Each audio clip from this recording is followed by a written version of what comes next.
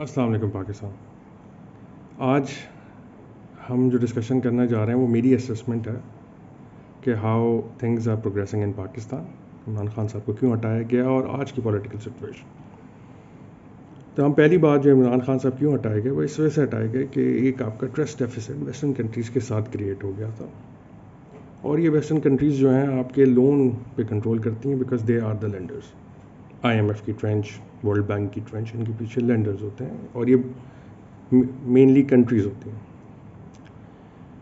تو in order to save Pakistan جو economical condition ہے اس کو سیو کرنے کے لیے اور عمران خان کا ٹرسٹ ڈیفیسٹ کریٹ جو ہوا ہے اس کو ختم کرنے کے لیے ایک گیپ کریٹ کیا گیا.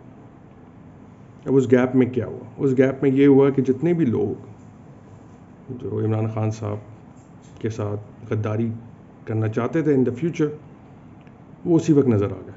سارے غدار ایک جگہ ہو گئے اور آج پنجاب میں وہ سارے ہار بھی گئے. واپس وہ آ رہے ہیں. PTI واپس گورنمنٹ میں آ جائے گی. جو نیشنل اسمبلی والے ہیں ان کو وہ خود دیکھ لیں گے ود ٹائم، لیکن ابھی جو ہے سچویشن یہاں تک کیسے پہنچی ہم اس پہ بات کریں. عمران خان صاحب آخری آدمی تک لڑنا چاہتے تھے، لیکن انسٹیٹیوٹس نے یہ سوچا کہ since he doesn't have the majority اور یہ لوگ جو غدار جو سامنے آ گئے ہیں اور ایک انٹرنیشنل پرابلم بھی کریٹ ہو رہی ہے، اس کو سالو کیسے کیا جائے. تو جب سمپل میجورٹی آپ کے پاس نہیں ہے تو آپ کے جو MNA ہیں اور جو کولیشن پارٹیز ہیں انہوں نے ہاتھ اٹھا لیا. گڈ تھنگ، پتہ لگ گیا نیکسٹ ٹائم کے لیے. لیکن اس کے بعد انہوں نے سوچا کہ جب ہٹ گئے عمران خان صاحب تو انہوں نے سوچا کہ ریزائن کر دیتے. Here the institute comes in. انہوں نے کہا کہ آپ ریزائن نہ کرنا، لیٹ اس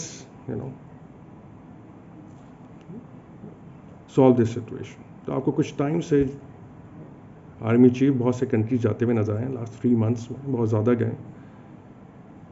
ابھی حج کر کے بھی آئے ہیں ماشاء اللہ سے، اور ادھر بھی پاکستان کے لیے دعا کر رہے تھے.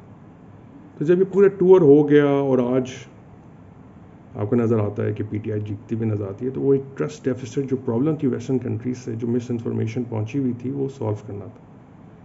اور لاسٹ 3 months سے بھی انہوں نے ٹی وی پہ آ کے عمران خان کی PR ٹیم نے اور انہوں نے خود یہ بولا کہ یہ پلرز ہیں ہمارے انسٹیٹیوٹس، ان کے بغیر ہم بھی نہیں چل سکتے اور ان کے ساتھ چلنا ہے.